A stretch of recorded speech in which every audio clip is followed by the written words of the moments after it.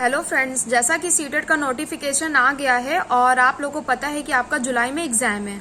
लेकिन यहाँ पर बात ये है कि बच्चे इतना डाउट में हैं कि हमें सबसे पहले कौन सी सब्जेक्ट की प्रिपरेशन करनी चाहिए। तो जिनकी तैयारी जीरो नहीं है, जिन्होंने पहले थोड़ी बहुत तैयारी करी या पहले से कर रहे हैं, तो मैं उनको सजेस्ट करूंगी कि आप सबसे पहले जो आपका स्ट्रॉन्ग पॉइंट है, जो आपके सब्जेक्ट थोड़े स्ट्रॉन्ग है, जो टॉपिक स्ट्रॉन्ग है, आप पहले उनको रिवाइज करके बिल्कुल रख दीजिए कि अगर उस टॉपिक से कोई क्वेश्चन आता है तो मैं उसको गलत नहीं करने वाला हूँ।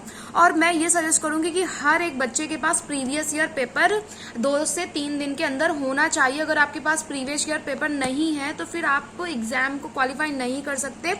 और जो बच्चे क्वालिफाई किए हुए हैं, आप उनसे एक बार ये पूछ भी सकते हैं। माना कि 30 दिन आपका एग्जाम चलता है, पहले था कि एक दिन ऑल ओवर इंडिया का एग्जाम होता था, लेकिन ये 30 दिन से ऊपर ही चल जाता है आपका एग्जाम। हर दिन एक अलग पेपर बनता है, लेकिन फिर भी आपको प्रीवियस ईयर पेपर का एनालिसिस आपको करना है। और बहुत बच्चे होते हैं जो एसएससी की बुक पढ़ रहे हैं, बैंक की पढ़ रहे हैं, अदर बुक्स से कहते मैथ ही तो है, इंग्लिश ही तो है, लेकिन हर एग्जाम की प्रकृति अलग होती है। तो इस वजह से आपको सेल्फ ईगो नहीं दिखाना है कि आप कोई भी बुक उठा के बस पढ़े हैं। तो बस एग्जाम में आपको अगर 2 महीने दिया गया तो आप राइट स्ट्रेटजी से ही काम करिए। अब बात आती है जो बच्चे जीरो से स्टार्ट कर रहे हैं, उनके पास वो कैसे प्रिपरेशन करें। तो सबसे पहले आपको इन्वायरमेंटल साइंस उठानी, 30 नंबर की ईवीएस आएगी। तो ईवीएस को अगर आप जीके बोल रहे हैं तो आप बिल्कुल गलत है, अगर आप उसे करंट अफेयर बोल रहे हैं तो बिल्कुल गलत है। ये इन्वायरमेंटल साइंस है जिसका सिलेबस बदलता नहीं है। तो आपको सबसे पहले 3, 4, 5 क्लास की एनसीईआरटी बुक परचेज कर लेनी है। ऑनलाइन ऑफलाइन दोनों ये अवेलेबल है, आप जैसे भी प्रेफर करें। आप हिंदी में प्रेफर है तो हिंदी में लीजिए, इंग्लिश में है तो इंग्लिश में लीजिए, बोथ लैंग्वेज अवेलेबल है। आप सबसे पहले इन्वायरमेंटल साइंस जो ईवीएस की है 3, 4, 5 की लीजिए, क्योंकि 1, 2 में वो चलती नहीं है। और पहले आपको 2nd क्लास की पढ़नी है, 3rd क्लास की पढ़नी है, सॉरी 3rd क्लास की पढ़नी है, 4th क्लास की, 5th क्लास की पढ़नी है। और 6 डेज में आपको ये तीनों बुक पढ़ जानी है। अगर आप राइट डायरेक्शन में कर रहे हैं, जब आप 3, 4, 5 की ईवीएस की बुक पढ़ जाएंगे तो इससे काफी कुछ हद तक आपको शिक्षण शास्त्र भी आपका कंप्लीट हो जाएगा। और आपका ये एनसीईआरटी से जो क्वेश्चंस आते हैं 12 से 13 और ऊपर ही चले जाते हैं। मिनिमम 12 क्वेश्चन तो ईवीएस के आपके 3, 4, 5 क्लास की बुक से पूछा जाता है।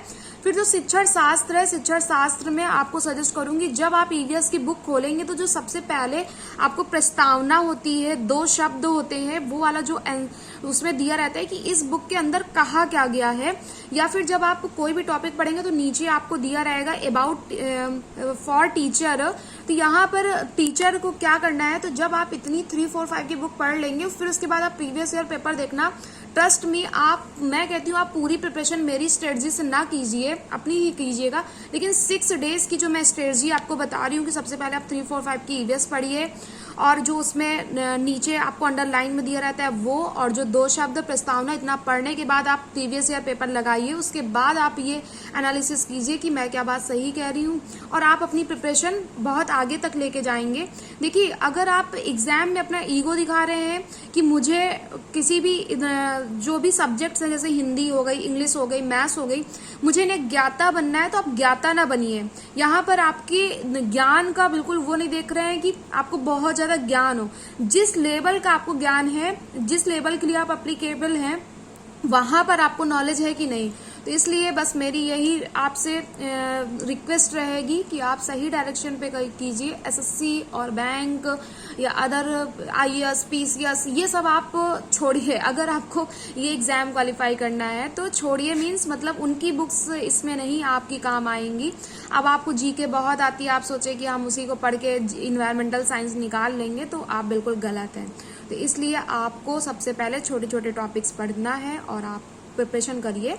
और अब मैं नेक्स्ट वीडियो में आपको सही डायरेक्शन में हर चीज लेती जाऊंगी, लेकिन अभी आपका टारगेट है सिर्फ आपको प्रीवियस ईयर पेपर परचेज करना है और 3, 4, 5 की ईवीएस की बुक परचेज करनी है और उसको पढ़ना है और उसमें अंडरलाइन करना। और ये बुक आपकी बर्बाद नहीं जाएगी। आगे चल के आप केवीएस का एग्जाम देंगे तो वहाँ 20 नंबर की ईवीएस आती है, जो यहीं से क्वेश्चन पुट अप होते हैं।